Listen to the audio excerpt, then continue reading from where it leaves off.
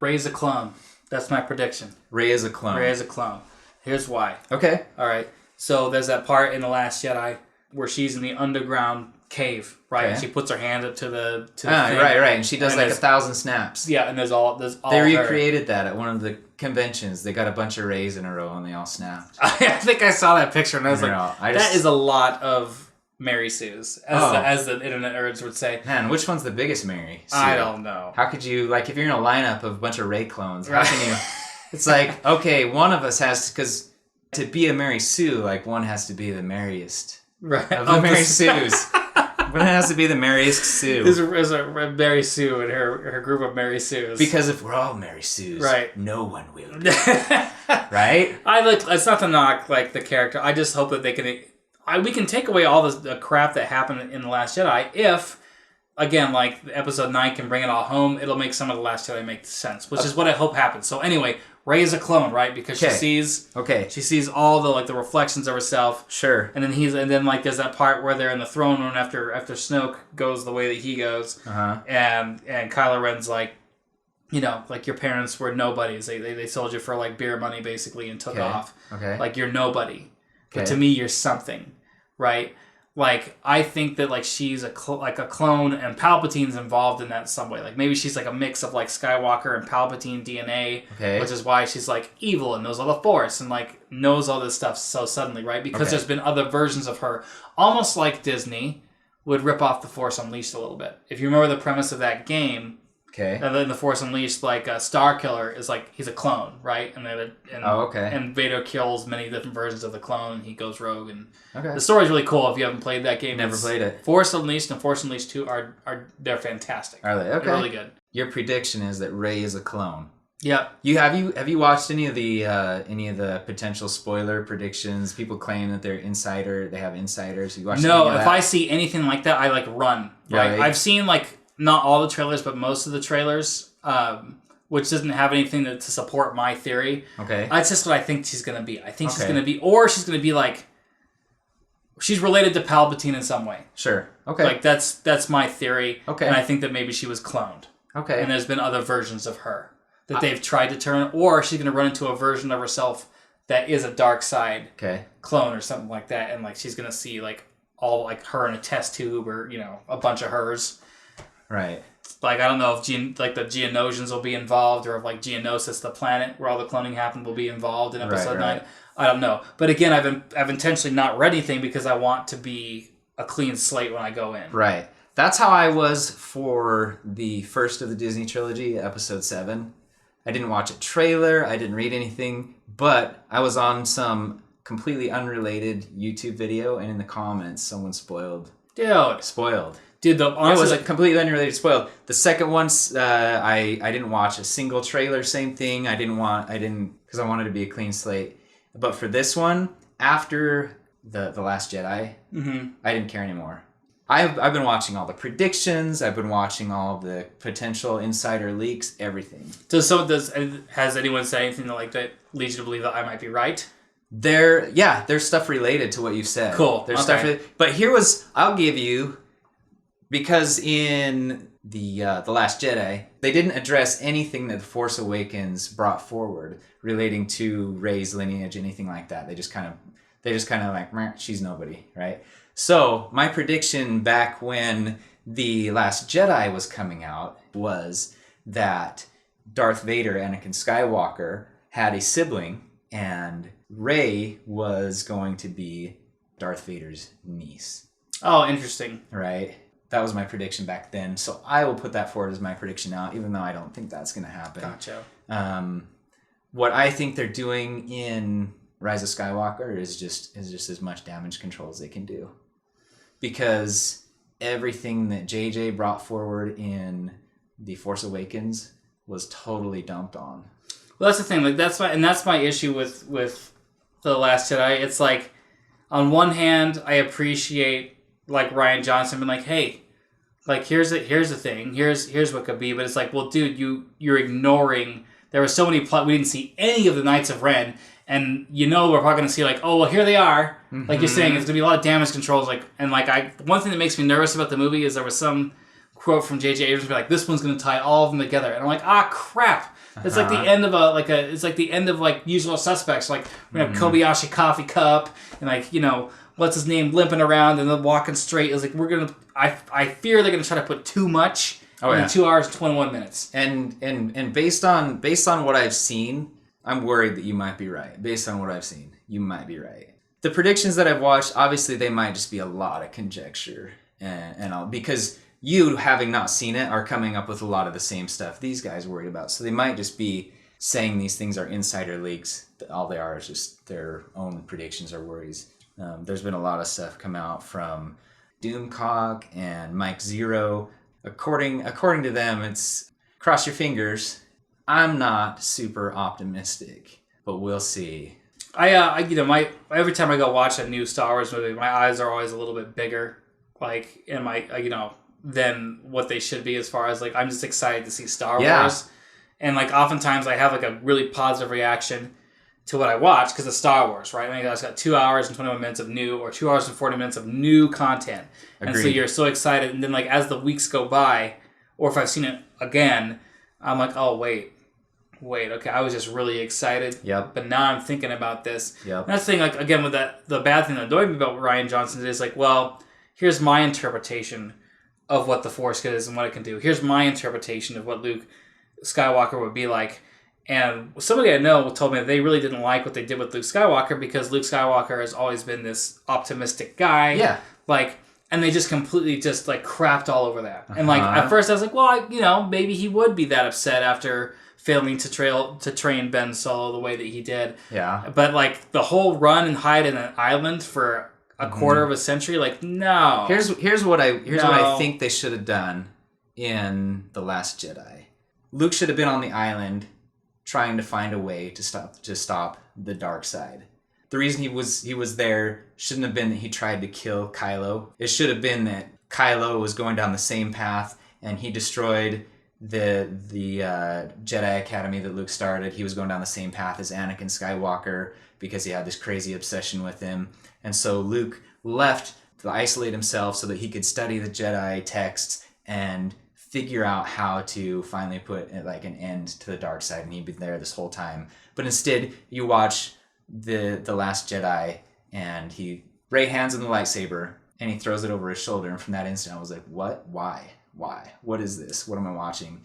I got out of the movie, and I was like, "Sweet, more Star Wars." But then you think about it, and you're like, "No, I don't like it. And so.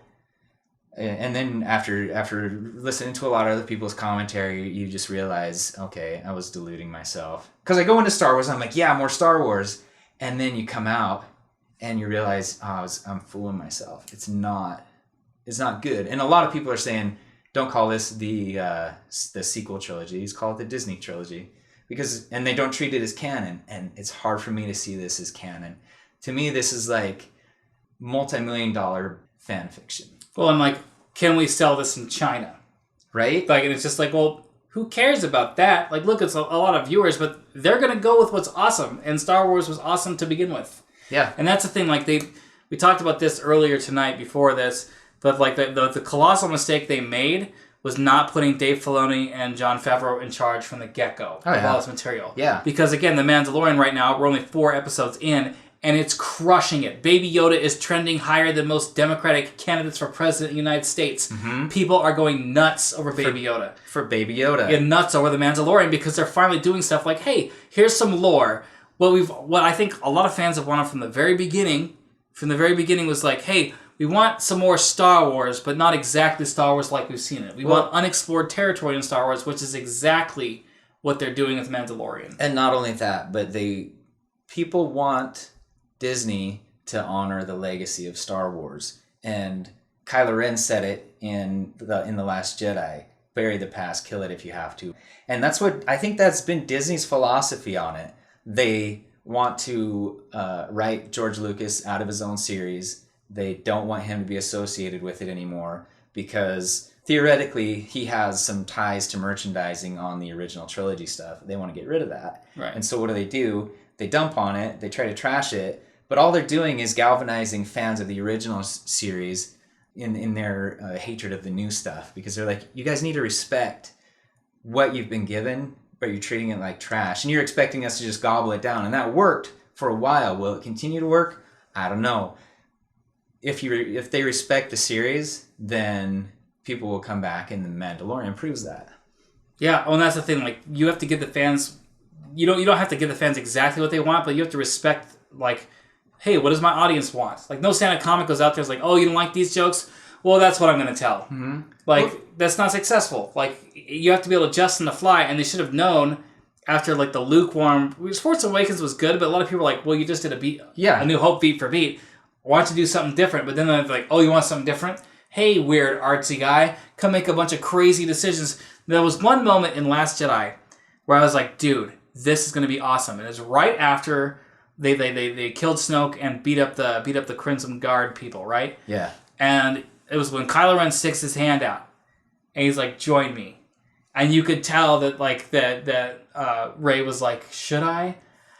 If she had taken his hand and the movie ended right there, I would have been like, dude, this is now going to go someplace I didn't expect, right? Mm-hmm. But instead it was like, oh, no. But again, Kylo Ren has the most interesting character arc of all the characters in the Disney trilogy. It's the most interesting. And like, I hope in this movie, obviously called The Rise of Skywalker, it's always going to finish whatever Ben Solo / Kylo Ren is doing. Mm-hmm.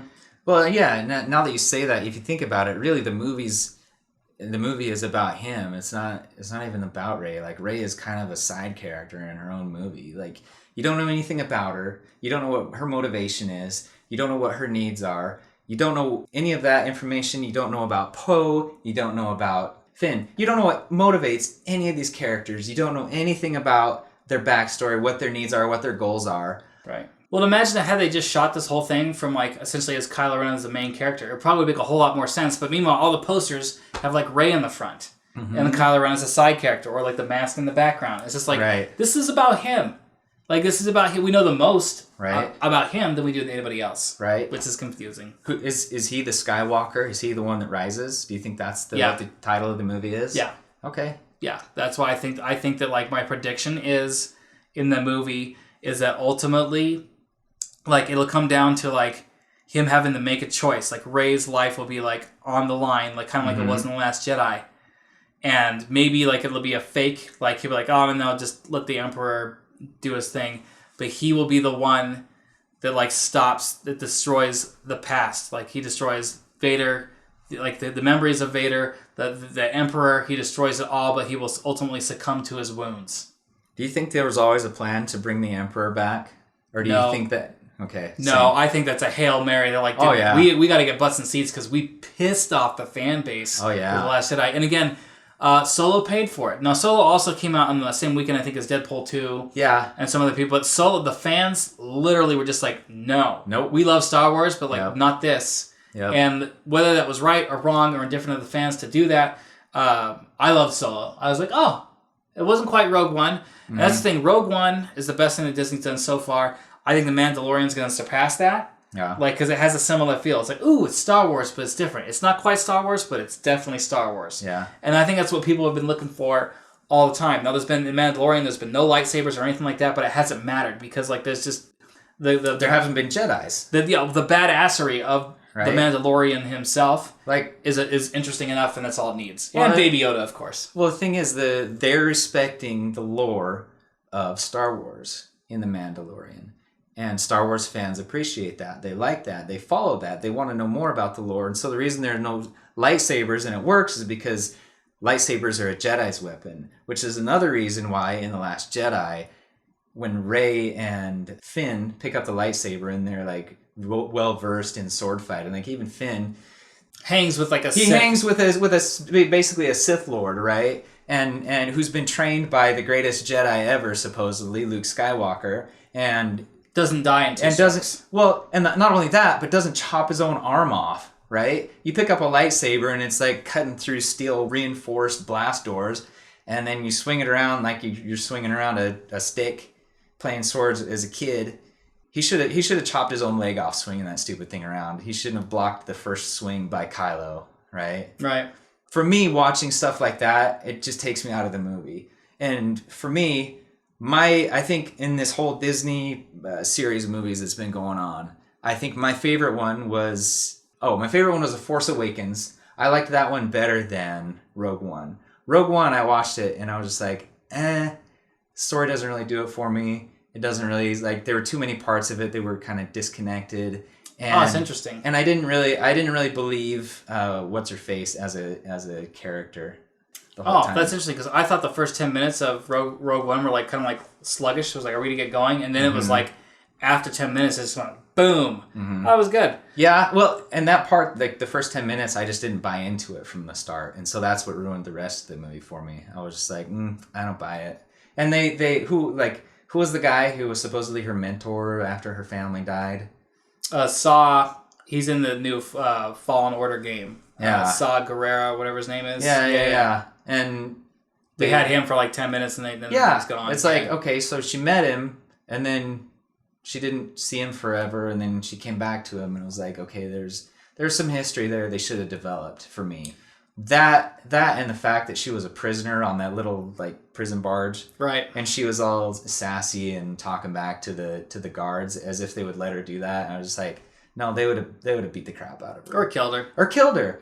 And then the rest of the movie after that was just like, I don't even believe any of this, because she would have got the crap beat out of her. She wouldn't be Miss Attitude.